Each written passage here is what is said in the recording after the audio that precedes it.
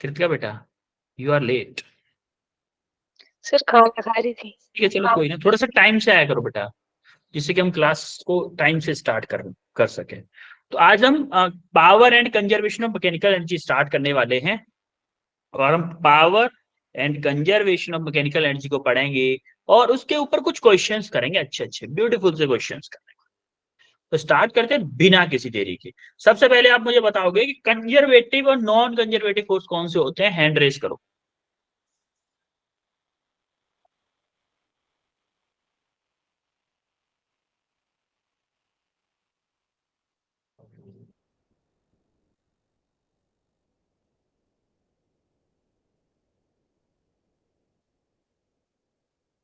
दो बच्चे ही बताना चाहते हैं बस, क्यों भाई? सिर्फ दो लोग ही बताना चाहते हैं? हाँ, तीन लोग। मुस्कान बताओ बेटा। कंजर्वेटिव फोर्स जो इनिशियल एंड फाइनल पोजीशन पे डिपेंड करते हो, और नॉन कंजर्वेटिव फोर्स वो होते जो path followed by a body पर डिपेंड करते हो। बेटा उनका वर्क डन, आप एक वर्ड भूल गए, उनका वर्क डन, फोर्स नहीं, उनका वर्क डन। हमारी बात यस समझ में सर। आया? ऐसे आपने बोला सही है, बट एक वर्ड भूल गए आप, वर्क डन। शिवोम आप बताओगे? A force is said to be conservative force if work done by the force only upon initial and final position, and non-conservative force if the force is depend upon the path followed. Okay, तो देखते हैं कि conservative force हम किसको बोलते हैं। Work done by the force around a close path is zero, यानी कि इंडिपेंडेंट ऑफ द पाथ। जिसका work done does not depend on path, वो क्या बोलते हैं, कंजर्वेटिव फोर्स। कंजर्वेटिव जिनका force. Work done is depends on path, उनको क्या बोलते हैं, non conservative. Next, what is mathematical expression for spring potential energy? कौन बताएगा? इसको तो सब लोग बताओ, तो कम से कम 10-15 लोग बताओ इसको तो। स्प्रिंग पोटेंशियल एनर्जी का फॉर्मूला क्या बताया था कल?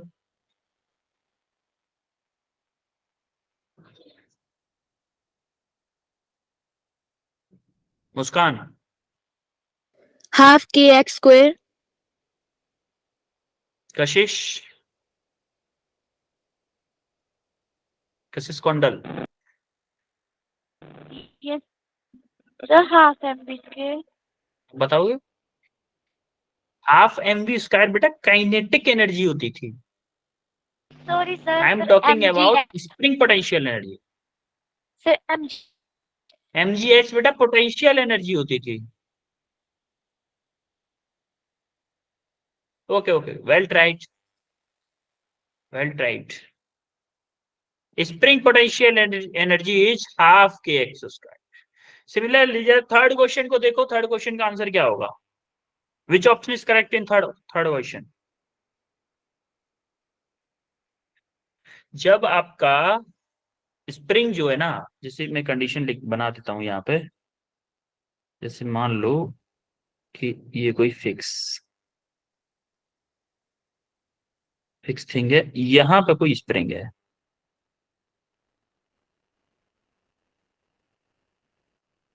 जो कि फुल्ली स्ट्रेच्ड है, और इससे कोई ब्लॉक कनेक्टेड है, फुली स्ट्रेच्ड है, और ब्लॉक हमने अपने हाथ से पकड़ रखा है, ब्लॉक को हाथ से पकड़ रखा।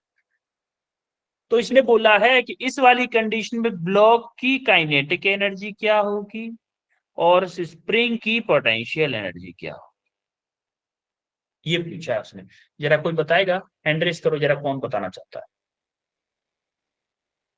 विच ऑप्शन इज करेक्ट, कौन बताना चाहेगा? अंशिका आप बताओ बेटा, Anshika. Option D. Anshika option D. Okay, Arushi, sir option D. Shivom, Option D. Veena, sir option D. Diksha, option B. Muskan, Muskan, option A. Arushi, Arushi, yes sir. कौन सा ऑप्शन है बेटा? Sir B. डी। बेटा देखो एक बात बताओ, जब मेरी स्प्रिंग पूरी खिंची हुई है और मैं इसको ब्लॉक को हाथ से पकड़ा हुआ हूं, ब्लॉक को हाथ से पकड़ा हूं, कब पकड़ सकता हूं? जब ब्लॉक की वेलोसिटी 0 होगी, होगी कि Yes, नहीं? sir. Yes sir. Yes, sir. जब वेलोसिटी 0 होगी तो काइनेटिक एनर्जी क्या होगी इसकी? 0। जीरो। Zero. क्या है? Zero. Maximum stretch, maximum spring है, और मैक्सिमम स्ट्रेच स्प्रिंग है, तो पोटेंशियल एनर्जी किसकी क्या होती है? हाफ के एक्स। हाफ के एक्स। Yes, sir. के मेरा कांस्टेंट है, तो पोटेंशियल एनर्जी क्या होगी? मैक्सिमम, यानी कि ये होगी 0 और ये होगी मैक्सिमम। मैक्सिमम। Please correct. बात समझ में? Yes Yes, sir. sir. Yes sir. अब मानते हैं क्या होती है, कैसे बताते हो आप? देख के दो बच्चे खड़े हैं, मान लो दो दो पहलवान लड़ रहे हैं, कैसे बोलते हो आप ये पावरफुल है? क्या देखते हो, बताओ? कितनी देर कुछ तक बच्चे ज्यादा सोच, लड़ सकता है? हाँ कौन ज्यादा देर तक लड़ सकता है, या फिर आप बोलोगे इसके डोले शोले मोटे हैं, ये बंदा पावरफुल है ना? Yes sir. Yes sir. Yes, sir. चलो मैं ना एक एग्जांपल लेता हूँ, वीना को, वीना के साथ एक एग्जांपल लेता हूँ कि क्योंकि वीना ने ही सबसे पहले आंसर किया था, मतलब आंसर इन द सेंस कि हमने अभी तक क्या पढ़ा है, वीना ने नॉन स्टॉप अभी तक वर्क एनर्जी पावर चैप्टर में जितना पढ़ा था सब कुछ बता दिया नॉन स्टॉप। तो मैं वीना, माना कि वीना को बोलते हैं उसके पापा सर्दियों में कि बेटा बाहर से 6 बाल्टी पानी लेके आओ अंदर, बाहर से, बाहर नल है, नल से 6 बाल्टी पानी अंदर लेके आओ मेरे को ना। मम्मा बोलती हैं, चलो पापा नहीं मम्मा बोलती हैं, पापा ऑफिस चले गए, मम्मा बोलती हैं संडे था आपकी छुट्टी थी, पापा की छुट्टी नहीं थी, वो बाई चांस जाना पड़ा संडे को। तो मम्मा बोलते बेटा मेरे को कपड़े धुलने हैं सर्दियों के, और आप 6 बाल्टी बाहर से पानी अंदर लेके आओ। और 6 बाल्टी वीना के भाई क्यों बोलती हैं कि 6 बाल्टी आपको लेके आनी? दोनों के पास 6 बाल्टी भरी हुई रखी है बाहर, 12 बाल्टी थी घर पे, 12 बाल्टी भरी हुई रखी है बाहर। तो वीना की कैपेसिटी थी कि वो 2 बाल्टी एक साथ ले जा सकती थी वीना, लेकिन वीना का भाई एक बार में एक ही बाल्टी ले जा सकता। क्या दोनों को सेम अमाउंट ऑफ वर्क करना पड़ रहा है? 6 बाल्टी ले जानी पड़ रही है दोनों को अंदर, Yes, sir. सर। दोनों को 6 बाल्टी ले जानी पड़ रही, मतलब काम सेम है। कौन जल्दी ले जाएगा? वीना जल्दी ले जाएगी या वीना का भाई जल्दी ले जा पाएगा 6 बाल्टियों को अंदर? सर वीना। वीना। Gina. वीना क्यों ले जा पाएगी बेटा, क्यों ले जा वीना? पाएगी? क्योंकि उनके पास कैपेसिटी की वो 2 बाल्टी इकट्ठे ले सकते थे। 2 बाल्टी ले जा सकते, मतलब क्या यहाँ पे वर्क को टाइम से डिवाइड किया जा रहा है? Yes sir. Yes Yes, sir.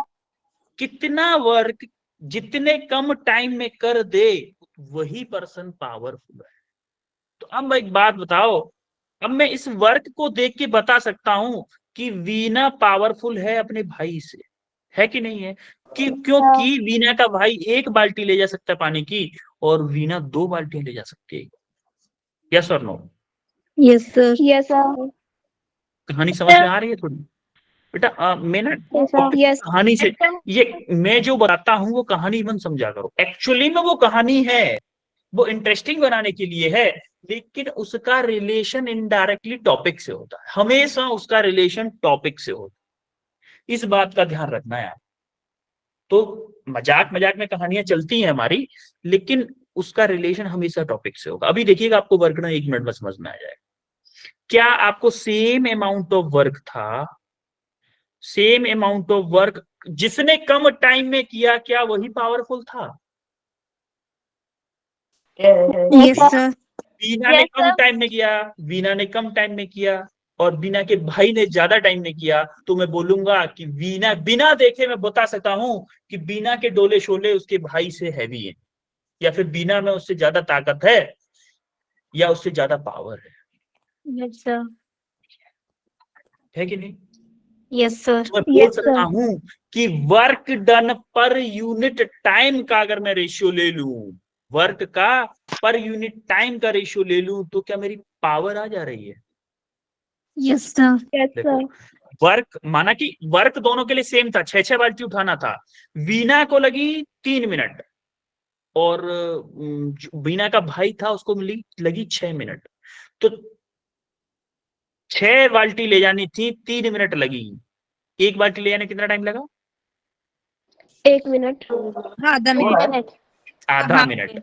Veena को आधा मिनट लगा एक बाल्टी ले जाने में, और वीना के भाई को 6 बाल्टी ले जानी थी, 6 मिनट लगी। वीना के भाई को कितना टाइम लगा? 1 मिनट लगे, मतलब 1 मिनट। 1 मिनट टाइम लगा, 1 मिनट टाइम लगा। या फिर मैं इसको बोलूं कि वीना को 6 बाल्टी ले जाने में 3 मिनट लग रहा था, और वीना के भाई को 6 बाल्टी ले जाने में 6 मिनट लग रहा था, तो दोनों के रेशियो निकालो जरा। 6/3 2 आ रहा है, और 6/6 1 आ रहा है। मतलब 1 पावर है किसकी? वीना के भाई की, और 2 पावर है किसकी? वीना की। वीना की। तो क्या मैं बोल सकता हूं कि से जितने अमाउंट ऑफ वर्क को जितने कम टाइम में जो कर देगा वही पावरफुल होगा? Yes sir. नहीं? आप बोलते हो कि यार हमारे जिले का आईएएस के पास बहुत पावर होती है, डीएम जो होते हैं ना उनके पास बहुत पावर होती है। पावर होती है भाई, वो एक फोन से रास्ता डलवा सकते हैं, रोड डलवा सकते हैं एक फोन से। किसी भी जिले में एक फोन से पूरे जिले की पुलिस को इकट्ठा कर सकते हैं। इतना अमाउंट ऑफ वर्क वो सिर्फ एक फोन से कर सकते हैं, एक फोन से। क्या कोई और कर सकता है? नॉर्मली नॉर्मल इंसान कोई कर सकता है? No sir. उसको बनना पड़ेगा, नेता बनना पड़ेगा, बहुत टाइम लगेगा तब जाके ये कर पाए, वो भी कर भी ना पाए शायद। तो इसीलिए बोलते क्या, आईएएस के पास या डीएम के पास पावर बहुत होती है, वो पावर वर्ड वहीं से आता है। फील लो, पावर वर्ड का फील लो। फील अगर आ गया सब कुछ उड़ा दो। तो फील आया, थोड़ा सा हल्का फुल्का फील आया? Yes sir. Yes sir. Power को इनडायरेक्टली हम क्या बोलते हैं? Rate of doing work is known as power, या फिर बोलो W is the total work done by the force in time interval T। तो मैं पावर को बोलूंगा total work divided by total time. Total work divided by total time. तो मैं average power, इसको मैं एवरेज पावर बोलते हैं। एवरेज पावर, आपको याद है एवरेज वेलोसिटी क्या होती थी हमारी? एवरेज वेलोसिटी, एवरेज वेलोसिटी बोलो। Total distance, total displacement upon total time, यही होती थी एवरेज वेलोसिटी। एवरेज स्पीड क्या होती थी? Total distance covered divided by total time. Yes sir. Average acceleration क्या होता था? Total change in velocity divided by total time. Instantaneous velocity क्या होती थी? इंस्टेंटेनियस वेलोसिटी, किसी एक इंस्टेंट में एक छोटी सी डिस्टेंस चली हुई, डिस्प्लेसमेंट डिवाइडेड बाय छोटा सा टाइम इंटरवल। याद है? Yes sir. तरह से हमारी एवरेज पावर होती है total work divided by total time. भाई जो बीना बाल्टियां ले जा रही थी, हो सकता है कि वीना 2 बाल्टियां स्टार्टिंग की बड़ी जल्दी जल्दी चल के गई, और वीना को दोनों बाल्टियां ले जाने में 30 सेकंड 20 सेकंड लगे। लेकिन अगली वाली में थोड़ा सा पानी फैल गया रास्ते में, तो आराम आराम से चली वीना, तो अगली वाली में थोड़ा ज्यादा लगा टाइम, और तीसरी वाली में फिर थोड़ा कम लगा। तो तीनों का एवरेज मिला के, 6 बाल्टी का एवरेज मिला के 0.5 बाल्टी पर आया था कि नहीं? तो वो एवरेज ही तो था। Yes sir. अगर मैं बोलूं एक इंस्टेंट पर्टिकुलर बाल्टी को ले जाने में कितना टाइम लगा, तो उसके लिए हमारा फॉर्मूला आता है क्या? इंस्टेंटेनियस पावर, जिसको हम बोलते हैं force into velocity. Force into velocity, dot product होता है। डॉट प्रोडक्ट क्या लिख सकते हैं? F v cos theta. तो अगर मेरा इस डायरेक्शन मान लो फोर्स लग रहा है, उसी डायरेक्शन में वेलोसिटी है, जनरली होता है यही, तो मेरा इंस्टेंटेनियस वेलोसिटी क्या हो जाता है, F into V, simple. Force into velocity is also known as power. लेकिन याद रखना ये कौन सी पावर होती है, इंस्टेंटेनियस पावर, क्योंकि यहाँ पे आपका थीटा इक्वल टू जीरो हो जाता है, कॉस जीरो की वैल्यू 1 होती है। सिमिलरली पावर की सीजीएस यूनिट होती है आपकी अर्ग पर सेकंड। अर्ग किसकी यूनिट होती है, एक्चुअली वर्क की यूनिट होती है। वर्क की सीजीएस यूनिट अर्ग होती है, सेकंड टाइम की यूनिट होती है। Similarly SI unit of power होती है आपकी जूल पर सेकंड, जूल। और जूल पर सेकंड को आप बोलते हो वॉट। सिमिलरली हमारा 1 HP, आप देखोगे मोटर वगैरह जितनी भी होती है ना, जैसे मोटर होती है, ट्रैक्टर होते हैं, इंजन जितने होते हैं, उनकी पावर किसमें देते हैं वो, भाई ट्रैक्टर है ना, उसका 20 हॉर्स पावर का ट्रैक्टर है, 20 हॉर्स पावर का ट्रैक्टर। हमारे जो घर पे समर लगी हुई है जिससे पानी निकलता है, उसमें 2 हॉर्स पावर की समर है, 4 हॉर्स पावर की समर है, किसी की 10 हॉर्स पावर की है, खेतों पे लगी होती 20 हॉर्स पावर की समर है। समर का मतलब है ट्यूबवेल, ट्यूबवेल में 20 हॉर्स पावर की वो मोटर पड़ी हुई है। हॉर्स पावर का मतलब होता है अश्वशक्ति हिंदी में। आपने अश्वशक्ति उस पर लिखा भी देखा होगा। जो मोटर होती है ना, मोटर में एक लोहे का एक ऐसी शीट टाइप की होती है, इतनी इतनी इतनी बड़ी, जो कि रिवेट के द्वारा उसमें ठुकी हुई होती है। उसमें कभी आप बैठ बैठ के आराम से देखना, उसमें लिखा होगा 3 फेज, कितने फेज में है मोटर, कितना हॉर्स पावर है, कितना वोल्टेज लेती है, कितना करंट लेती है, ये सारी चीजें उसमें लिखी होती हैं। तो उसमें हमेशा पावर किसमें लिखी होती है, हॉर्स पावर में लिखी होती है।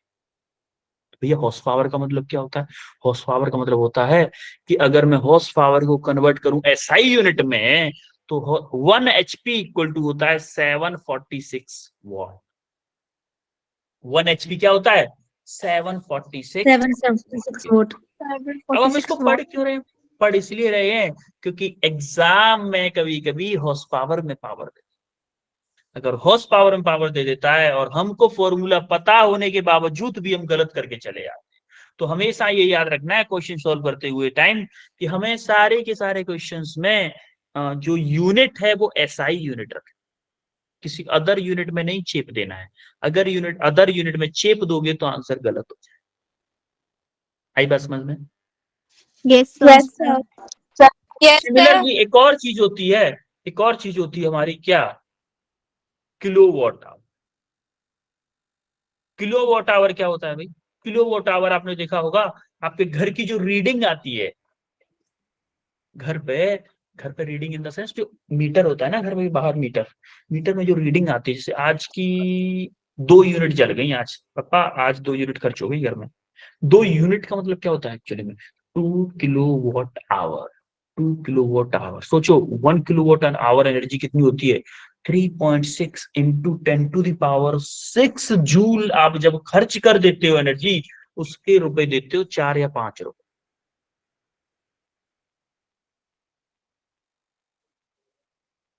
कितनी एनर्जी खर्च करते हो, 3.6 इंटू 10⁻6 जूल एनर्जी जब खर्च कर देते हो आप अपने घर पे, तब जाके आपके घर में आपके एरिया में मान लो 5 रुपए यूनिट है या 6 रुपए यूनिट है, तब जाके आप गवर्नमेंट को 6 रुपए देते हो उस एक यूनिट के, उस एक यूनिट के 6 रुपए देते हो, जब 3.6 इंटू 10⁻6 जूल एनर्जी खर्च कर देते। हरी बात समझ में। Yes Yes, sir. yes, sir. Yes, sir. ठीक है, अब हम बढ़ते हैं क्वेश्चंस की तरफ। इसका आंसर करोगे पोल में, wait for a poll, wait for पोल।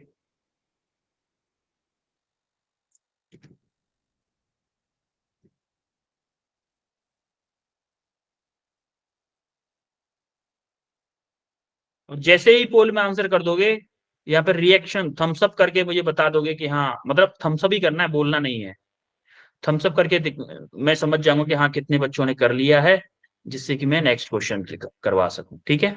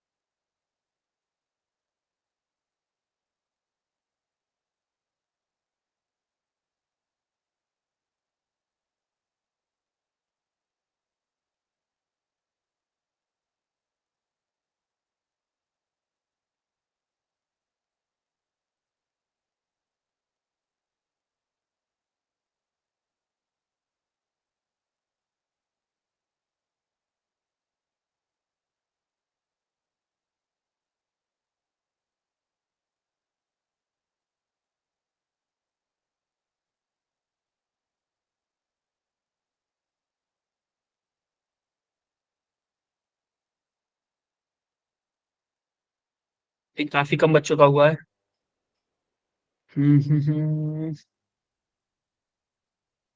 ठीक है चलो, 12 बच्चों ने रेस्पॉन्स किया है जिनमें से 10 बच्चों का करेक्ट है। फिर भी कुछ बच्चों ने आंसर प्रेशर लगा दिया है। कैसे भाई? The dot product of force and velocity, अभी बताया था, the dot product of force and velocity is known as power. फिर भी प्रेशर लगा दिया, जस्ट अभी बताया था। देखो ये देखो, dot product of force and velocity is known as power. Second question, इस क्वेश्चन को थोड़ा ध्यान से करिएगा। मैं इसके लिए भी पोल लॉन्च कर देता हूं।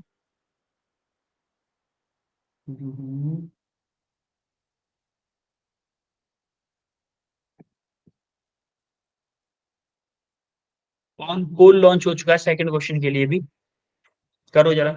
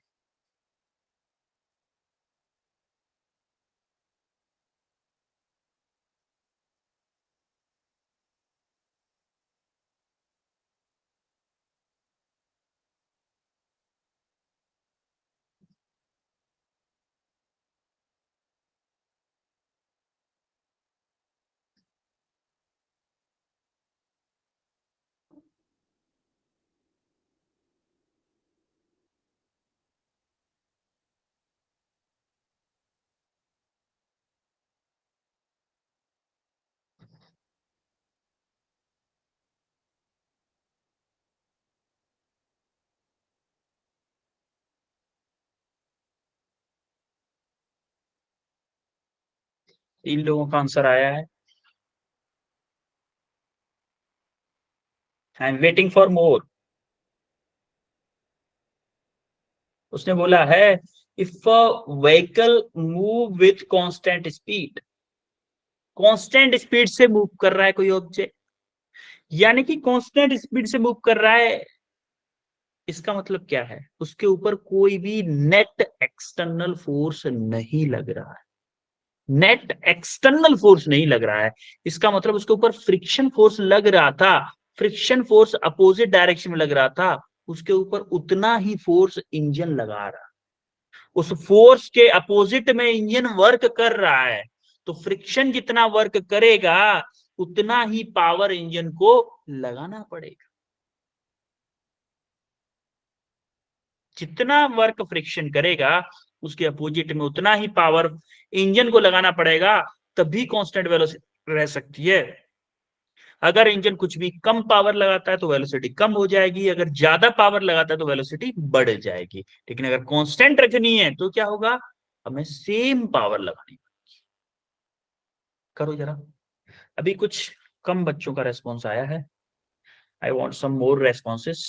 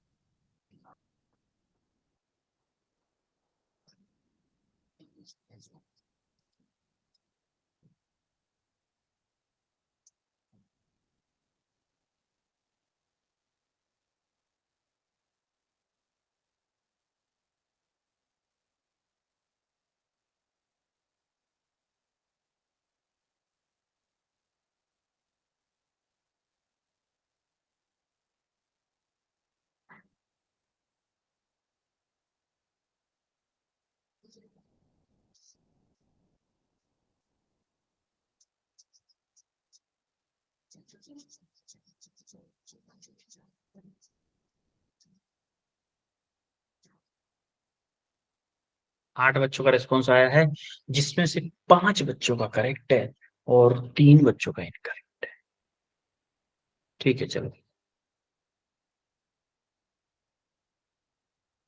देखो, एक्चुअली में हम मानते हैं कि एक कोई व्हीकल है,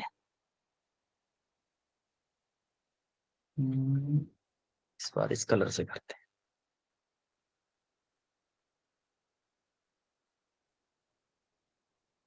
है ना कि ये कोई रोड है, आराम से फ्रिक्शनलेस, नहीं फ्रिक्शनलेस नहीं, फ्रिक्शन है इस पे, उसने बोला है ना अगेंस्ट फ्रिक्शन।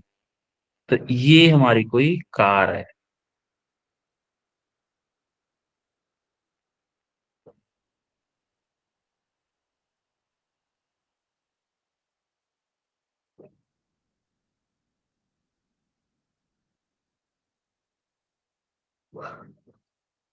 ओपन कार है, मतलब ऊपर से छत खुली हुई है कार की, वीआईपी गाड़ी है ना। ये उसके मिरर हैं साइड वाले, और आराम से ये स्पोक्स हैं। ठीक है, ये कार जब मूव कर रही है तो क्या इसके ऊपर फ्रिक्शन फोर्स लगेगा? यस लगेगा। सर यस कहाँ सर, लगेगा? अपोजिट डायरेक्शन में। फ्रिक्शन फोर्स कितना यस होता है? म्यू इंटू एन, होता है कि नहीं? Yes sir, Yes. माना कि चारों पहियों से वेट लगेगा, चारों पहियों के थ्रू वेट मान लो इधर लगेगा मेरा कितना mg, तो मेरा नॉर्मल रिएक्शन लगेगा कितना n। तो अगर मैं sigma F Y equal to 0 करूं तो मेरा n कितना आ जाएगा? mg के इक्वल। तो अगर मैं फ्रिक्शन फोर्स का अप्लाई करूं कितना आएगा? म्यू एम जी, मेरा फ्रिक्शन फोर्स हो जाएगा। म्यू एम जी बोलो या फिर म्यू एन होता है मेरा, तो म्यू एम जी हो गया, एन की वैल्यू पुट कर दो। अब देखो मेरे फ्रिक्शन फोर्स की वैल्यू मुझे मिल गई म्यू एम जी, लेकिन मुझे वर्क डन की नहीं मिली। वर्क डन, अच्छा फ्रिक्शन फोर्स मान लो जितना लग रहा है, क्या मुझे कांस्टेंट वेलोसिटी मेंटेन करने के लिए जितना वर्क डन मेरा फ्रिक्शन फोर्स कर रहा है, क्या उतना ही वर्क मुझे इंजन को प्रोवाइड करना पड़ेगा इस कार की स्पीड कांस्टेंट रखने के लिए? Yes sir, Yes, sir. Yes, sir. पड़ेगा ना। तो हमें निकाली पावर, तो उतनी ही पावर ये प्रोवाइड कराएगा। तो हमें कैसे निकालोगे? Power equal to friction force into velocity. Friction force क्या है मेरा? Mu M G into velocity, तो आपका आंसर होगा mu M G in bracket into V. Option B is correct. बोलो, कोई दुविधा किसी को? No, No, sir. sir. Okay, अब जरा ये क्वेश्चन करो, टिल्लू सा क्वेश्चन है, लप्पू सा क्वेश्चन है, लप्पू सा। रील तो देखी होगी सबने लप्पू वाली, यस सर, Yes, sir. वही लप्पू सा क्वेश्चन है। कर दो इसको लप्पू से क्वेश्चन को। अरे वही लप्पू सा सचिन है, झिंगुर सा सचिन है। नहीं देखी? No, sir. सर देखा है। कोई नहीं, तो देखा है। कुछ लोगों ने देखा जरूर होगा, कुछ लोगों ने जरूर देखा होगा। इतना वायरल हुआ था वो वीडियो।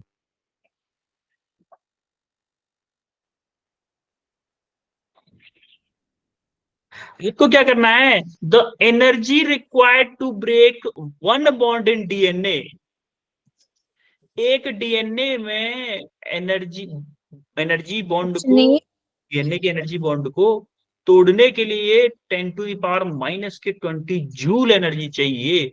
तो उसको उसने बोला है इलेक्ट्रॉन वोल्ट में कन्वर्ट करना है, बस। Option A. बोल रही ये आ रहा है आपका, ठीक है, वेट करते हैं। और किसी का आया?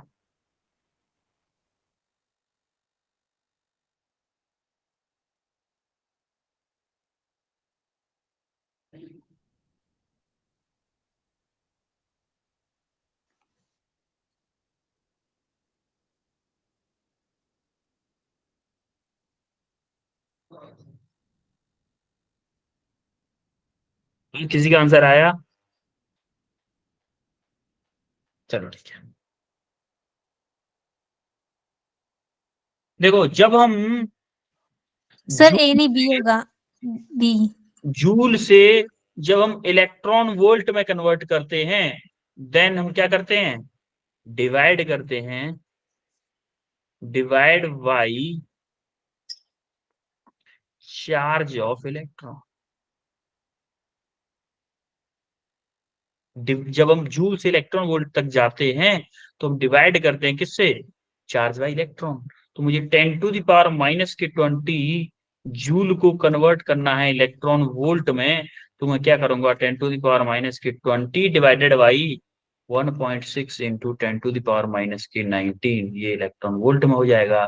तो अब देखोगे इसको ऊपर ले जाओगे तो क्या हो जाएगा, माइनस के 1 बचेगा ऊपर ऊपर, तो 0.1 डिवाइडेड बाई 1.6, तो आप इसको बोल सकते हो कि 1 डिवाइडेड बाई 1.6, तो आपका आंसर आ जाएगा कितना, 0.06। 0.06 इसका correct answer, option B is the correct answer. Clear है बच्चे लोग? Yes, sir. Yes sir. Yes, sir. Yes, sir. अब हम आते हैं conservation of mechanical energy. Conservation of mechanical energy क्या बोलती है? कंजर्वेशन ऑफ मैकेनिकल एनर्जी बोलती है कि भाई आप कहीं पे भी चले जाओ, आप चाहे किसी पहाड़ पे चढ़ लो या पहाड़ से नीचे उतर लो या छत पे चढ़ जाओ या छत से नीचे उतर लो, आपकी टोटल मैकेनिकल एनर्जी जो है ना वो हमेशा कांस्टेंट रहने वाली है। या फिर मैं बोलूं कि total energy always, total mechanical energy always remain conserve, उसको चेंज नहीं किया जा सकता। तो आप देखोगे इस पॉइंट पे अगर मेरी साइकिल होती, मान लो 1 पॉइंट है, ये 2 है, ये 3 है, ये 4 है, ये 5 है, तो इन्होंने बोला है in all mass M is drop total mechanical energy, अरे जी ठीक है, टोटल आपकी एनर्जी क्या होगी, कांस्टेंट होगी, काइनेटिक प्लस पोटेंशियल, इसका मास है, ड्रॉप किया है या आ रहा है वो एक ही बात है। आप जरा देखोगे यहाँ पे कि माना कि मैं पॉइंट 1 के बारे में बात कर रहा हूँ, 1 पॉइंट पे क्या होगा बेटा, काइनेटिक एनर्जी मेरी क्या होगी, नॉन जीरो होगी। जब मेरी साइकिल 1 पे होगी तो साइकिल की मोशन होगी, साइकिल में वेलोसिटी होगी, तभी ना ऊपर जा पाएगी। तो काइनेटिक एनर्जी मेरी नॉन जीरो होगी, लेकिन पोटेंशियल एनर्जी क्या होगी मेरी, जीरो होगी, क्योंकि इसको मैं क्या मानू, रेफरेंस पॉइंट मानू। सिमिलरली जब सेकंड पॉइंट पे अगर आप आओगे, सेकंड पॉइंट पे क्या होगा भाई, सेकंड पॉइंट पे होगा कि आपकी काइनेटिक एनर्जी भी यहाँ पे होगी नॉन जीरो और पोटेंशियल एनर्जी भी नॉन जीरो होगी, क्योंकि ये कुछ न कुछ तो ऊपर आ चुकी ना साइकिल, ये वाली हाइट आ चुकी है कि नहीं, एच हाइट मान लो, H1 Yes. मान ले, H2 मान लेते इसको। सिमिलरली जब थर्ड पॉइंट पे आए, थर्ड पॉइंट पे माना कि ये मैक्सिमम हाइट थी और यहाँ पे आके इसकी वेलोसिटी जीरो हो, यहाँ पे वेलोसिटी इसकी जीरो हो गई, जस्ट वेलोसिटी इसको नीचे आने से पहले वेलोसिटी जीरो थी, तो आप बोलोगे यहाँ पे काइनेटिक एनर्जी मेरी जीरो हो गई, लेकिन पोटेंशियल एनर्जी मेरी क्या हो गई, मैक्सिमम, मैक्सिमम हो गई, या फिर यही एनर्जी मेरी टोटल एनर्जी के इक्वल हो गई। सिमिलरली 1 पॉइंट पे मेरी टोटल एनर्जी के इक्वल क्या होगी, kinetic energy. Similarly 4th point पे अगर आप आए तो यहाँ पे क्या होगा, काइनेटिक एनर्जी भी आपकी जीरो नहीं होगी, पोटेंशियल एनर्जी भी जीरो होगी। 5th पॉइंट पे फिर से आओगे तो आपकी क्या हो जाएगी, काइनेटिक एनर्जी आपकी क्या हो जाएगी, टोटल एनर्जी के इक्वल, और आपकी पोटेंशियल एनर्जी क्या हो जाएगी, जीरो हो जाएगी। अगर इन टर्म्स ऑफ हम ये देखना चाहें कि माना, चलो कलर अलग ले लेता हूं, ये कलर ले लेता हूं, कि माना कि मेरी टोटल एनर्जी जो है ना, टोटल एनर्जी है मेरी 100 जूल, और 1 पॉइंट पे क्या होगा, मेरी काइनेटिक एनर्जी क्या होगी, 100 जूल होगी, यानी कि टोटल एनर्जी, क्योंकि पोटेंशियल तो जीरो है ना बेटा, तो मेरी टोटल एनर्जी क्या है, टोटल एनर्जी है मेरी हमेशा kinetic energy plus potential energy. अगर 1 पॉइंट में मैं देखूं तो मेरी काइनेटिक एनर्जी 100 होगी और पोटेंशियल एनर्जी जीरो होगी। सिमिलरली 2 पॉइंट पे देखता हूं मैं, माना कि बीच में कहीं आ गया, तो मेरी पोटेंशियल काइनेटिक एनर्जी 50 हो गई और ये भी 50 होगी। क्या सम दोनों का 100 है अभी भी? Yes, sir. सिमिलरली जब थर्ड पॉइंट पे पहुंचा, मेरी काइनेटिक एनर्जी जीरो होगी, तो पोटेंशियल एनर्जी को कितना होना पड़ेगा भाई, 100. 100. 100 होना पड़ेगा, पोटेंशियल को 100 होना पड़ेगा। सिमिलरली फोर्थ पॉइंट पे पहुंचे तो माना कि फिर से मिडिल में है, तो यहाँ ये 50 होगी तो ये भी 50 होगी। सिमिलरली फिफ्थ पॉइंट पे पहुंचे, काइनेटिक एनर्जी मेरी फिर से कितनी हो गई, 100 हो गई, और पोटेंशियल एनर्जी मेरी 0 हो गई। आ रही बात समझ में कि नहीं आ रही है? Yes, sir. Yes, sir. हर एक पॉइंट पे सम ऑफ बोथ एनर्जीज हमेशा कांस्टेंट रह रही है। यही है आपका कंजर्वेशन ऑफ मैकेनिकल एनर्जी का। आई बात समझ में? Yes, sir. Yes, sir. एक बार और समझते हैं, एक और एग्जांपल से इस चीज को, कि हम समझते हैं टोटल एनर्जी। माना कि आप एक स्टूल पे खड़े हो, एक स्टोन लेके खड़े हो, यहां पे इस पॉइंट पे आप इसकी वेलोसिटी है 0, आप इसको जस्ट पकड़ के खड़े हुए हो, तो इस पॉइंट पे वेलोसिटी क्या होगी, 0 होगी। तो मैं इस कंडीशन को मान लेता हूं 1, इसको मान लेता हूं 2 और इसको मान लेता हूं 3 फॉर फर्स्ट कंडीशन। अब मैं टोटल एनर्जी, पहले टोटल एनर्जी मान लेता हूं। मेरी टोटल एनर्जी जो है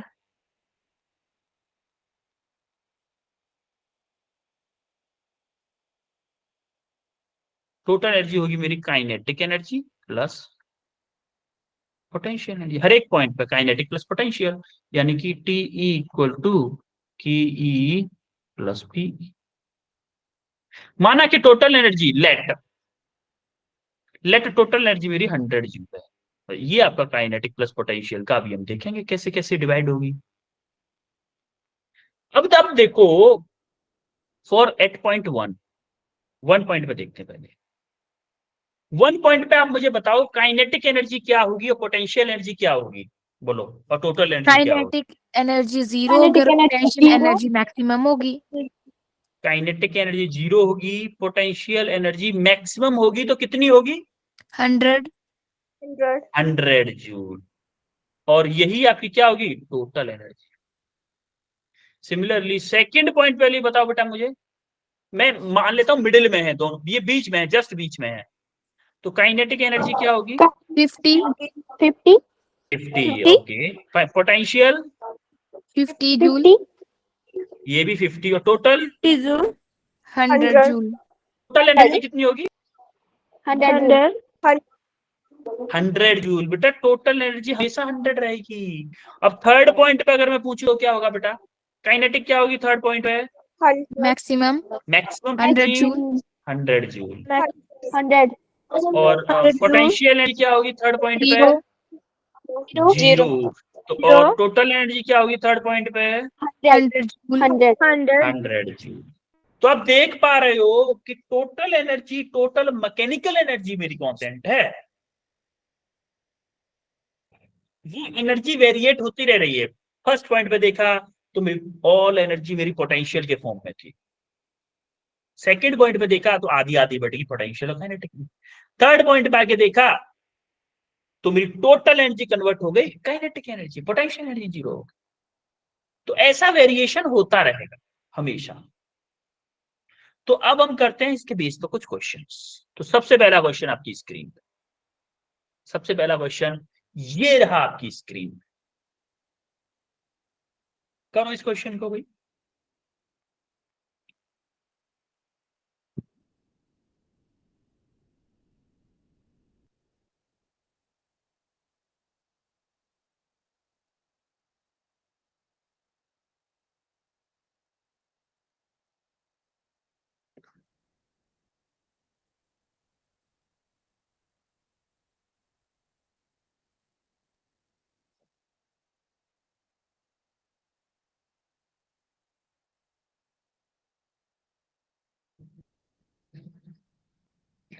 एक बात बताओ, मैं आपसे बोलूं कि मैंने आपको 100 रुपए दिए, 100 रुपए दिए, उसमें से 10 रुपए खो गए, या फिर 10 रुपए आपने खर्च कर दिए, या फिर 10 रुपए आपकी पॉकेट से गिर गए, तो आपके पास कितने रुपए बचे, 90. 90. आपने क्या किया था एक्चुअल में, क्या किया है आपने कैलकुलेशन में, आपने किया है जो 100 रुपए थे इनिशियली, क्या उसमें 0.9 का मल्टीप्लाई किया है, तो B ना 90 है, या फिर डायरेक्ट वैसे ये भी बोल सकते हो कि आपने 100 रुपए में से 10 को माइनस कर दिया तो बचा कुछ आ गया। यस और no? Yes. Yes, sir. Yes, sir. वैसा ही फंडा कुछ यहाँ पे लगेगा। मैं ये भी तो बोल सकता हूं कि इनिशियली मेरे लिए 100 रुपए थे, लॉस हुआ 10% का, तो बचा कितना 90%। तो मैंने 90% मल्टीप्लाई बाई टोटल 100 रुपए थे, उसमें 90% का मल्टीप्लाई कर दिया। 90% का मतलब होता है 0.9। 0.9 इंटू 100, तो मेरा फाइनल अमाउंट आ गया 90 रुपए बचे।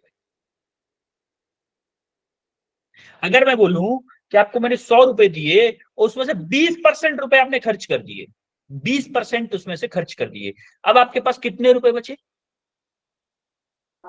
80. 80 रुपए। कैसे 80. किया आपने बेटा? आपने किया 100% मेरा था 100 रुपए, उसमें से 20% खर्च कर दिया, मतलब बचा कितना 80%।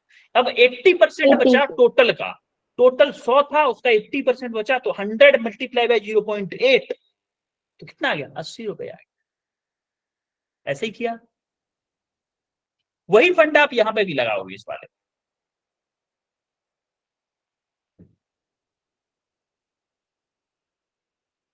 अच्छा, कितने लोग उससे खेले हैं, जो पेड़ के पत्ते होते थे उसको ऐसे ट्रायंगल टाइप में काट के उसमें बीच में लकड़ी लगा के ऐसे दौड़ते थे तो पंखा बन जाता था, घूमता था ऐसे आगे की तरफ। और कुछ आने लगे थे Yes, बाद sir. में, कुछ कागज के बने हुए ऐसे इंस्ट्रूमेंट टाइप के आते हैं, जिसमें जिसको ऐसे घुमाओ ना, ऐसे ऐसे करके पंखे के सामने घुमाओ तो वो घूमने लगते हैं अपने आप से, हवा की वजह से घूमने लगते हैं। वो उसी तरह का एक्चुअली में होता है एक डिवाइस, टरबाइन। टरबाइन क्या करता है, वहां पे हवा की वजह से घूमते हैं। टरबाइन में हमारा हाई प्रेशर का पानी गिराते हैं उसके ऊपर, वाटर वाटर गिराते हैं उनके ब्लेड्स पे वाटर गिराते हैं। उस वाटर की प्रेशर की वजह से वो टरबाइन घूमता है। वो टरबाइन घूमता है, उससे हम जनरेटर कनेक्ट करते हैं, उससे हम इलेक्ट्रिसिटी बनाते हैं, जो आपके घर पे जल रही है अभी, जिसकी वजह से मैं और आप क्लास ले पा रहे हैं। आ रही बात समझ में? Yes, sir. Yes, sir. हाँ, कृतिका का आंसर आ चुका है। कृतिका बेटा बताओगे आंसर? कृतिका,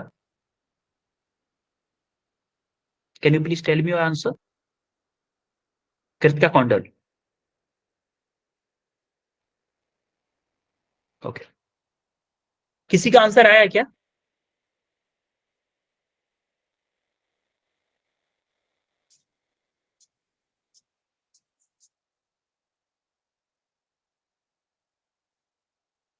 नहीं आया, ठीक है, चलो अपन करते हैं सेशन को। A water falls from height 60 metre. उसने बोल दिया है कि हाइट कितनी है भाई, 60 मीटर, और उसने मास फ्लो रेट दे रखा है। मास फ्लो रेट को बोलते हैं हम एम डॉट। एम डॉट या फिर बोलो मास पर यूनिट टाइम दे रखा है उसने, कितना 15 kg पर second. The loss due to friction force is 10%। Loss कितना है 10%। 10% लॉस हो गया तो रिमेनिंग कितना बचेगा भाई? 10% खर्च हो गए तो बचे कितने, 100 माइनस के 10%, यही ना 90. बचेगा 90%। Yes, Yes, sir. sir. तो मेरा इनिशियली मेरी पावर कितनी थी? अच्छा एक बात बताओ, जब पानी किसी ऊंचाई से गिरेगा तो क्या पोटेंशियल एनर्जी अपने साथ लेके निकलेगा? ऊपर पोटेंशियल एनर्जी थी, लेकिन जब टरबाइन पे टकराएगा तब क्या वो उसी पोटेंशियल एनर्जी को टरबाइन में ट्रांसफर कर देगा कि नहीं? Yes, sir. Yes sir. Yes, sir. तो मेरा पावर क्या आएगा? पावर पावर मेरा total potential energy, total rate of potential energy.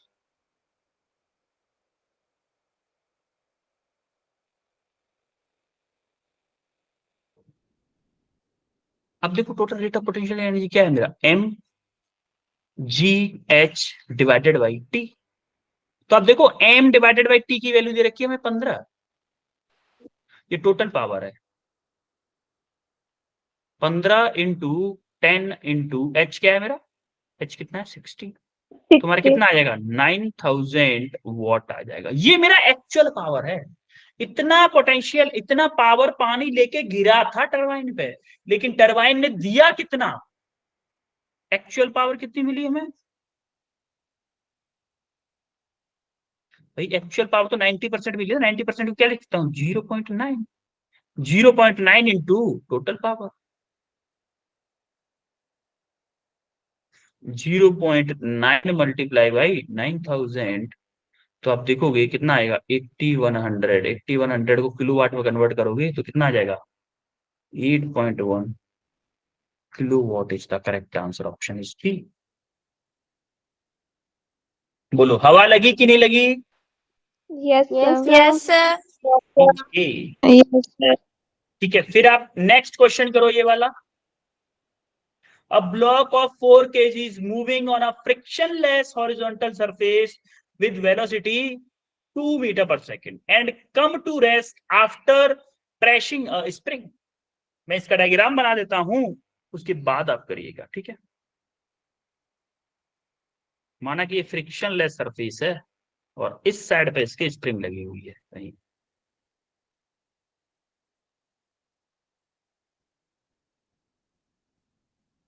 इस साइड पे कहीं इसके स्प्रिंग लगी हुई है।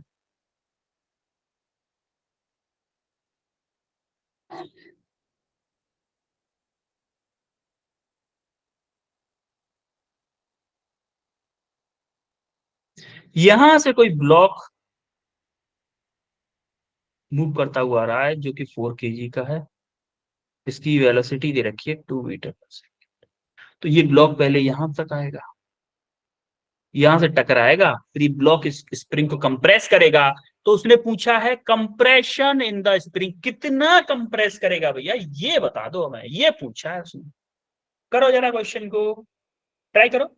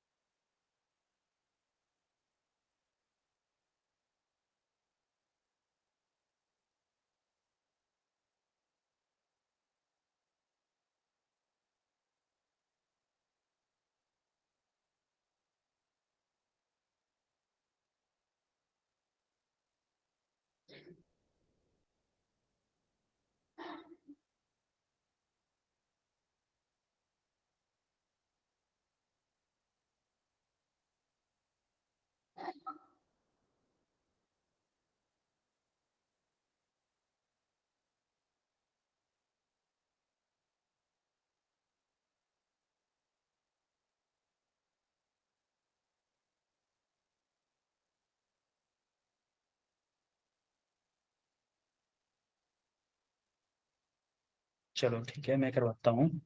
आई थिंक किसी से हो नहीं रहा। एक बात बताओ, जब ये ब्लॉक फ्रिक्शनलेस, देखो फ्रिक्शन नहीं है, उसने बोल दिया फ्रिक्शनलेस सरफेस, तो फ्रिक्शन की वजह से इसका कोई भी लॉस एनर्जी का नहीं होगा। तो जब यहां पे इससे टकरा रहा होगा तो क्या इसके पास काइनेटिक एनर्जी होगी?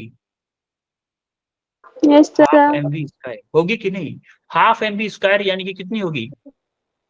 हाफ m कितना है मेरा 4, v कितना है मेरा 2, 2 का स्क्वायर 4, तो आपका इतनी एनर्जी होगी कि नहीं होगी ये बताओ।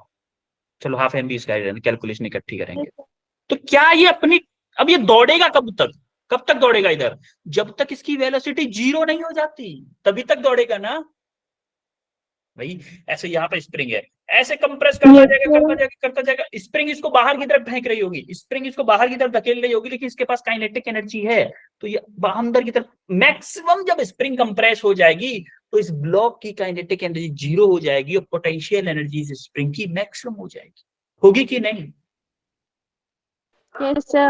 Yes, sir. इसका मतलब Yes, sir. इसने अपनी ब्लॉक ने अपनी टोटल काइनेटिक एनर्जी जो थी ब्लॉक की, क्या वो मेरी स्प्रिंग पोटेंशियल एनर्जी में इक्वल होगी? बोलो Yes, sir. होगी कि नहीं? जो ब्लॉक ने अपनी एनर्जी काइनेटिक एनर्जी थी वो पूरी की पूरी स्प्रिंग को दे दी। हमारा दे रखा है मास दे रखा है और वेलोसिटी दे रखी है, स्प्रिंग कांस्टेंट के दे रखा है। इसकी इस फॉर्मूला क्या है, half mv square equal to half kx square. Half से हाफ कैंसिल हो गया। m कितना है मेरा, m 4, v कितना है 2 का स्क्वायर इक्वल टू k आपका 100 है, x आपका x स्क्वायर है। तो देखो यहां से इस 100 को नीचे ले आओ, x स्क्वायर आपका आ जाएगा 16 डिवाइडेड बाई 100 यानी कि 0.16, तो x अंडर रूट में 0.16 यानी कि x equal to 0.4 metre is the correct answer.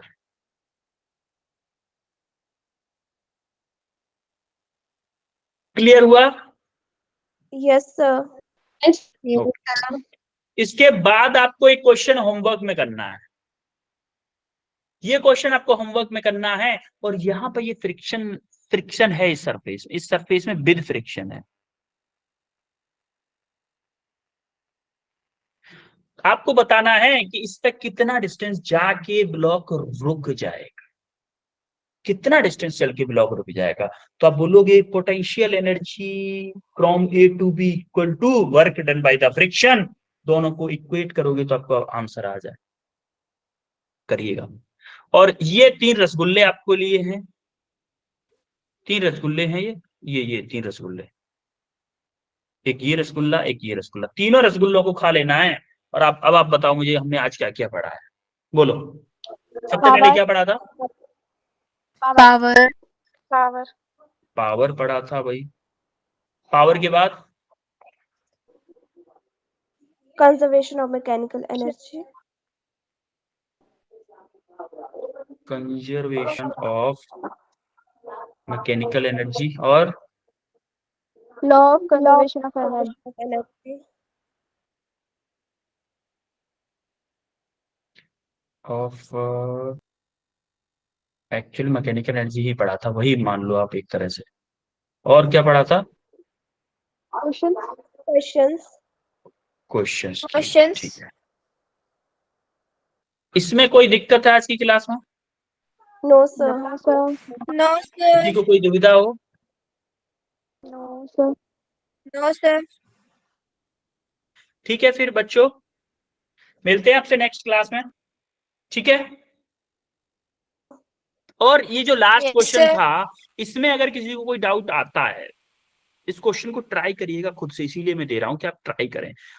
अगर आपको कोई भी दिक्कत आती है तो नेक्स्ट क्लास हम इसी क्वेश्चन से स्टार्ट करेंगे, ठीक है। सबसे पहले इसी क्वेश्चन को करेंगे नेक्स्ट क्लास में, बट आपको ट्राई करना है, Yes, sir. ठीक है। Yes, sir. आपको अपनी दादी की कसम है Yes, ट्राई sir. करना है। Yes, sir. Yes, sir.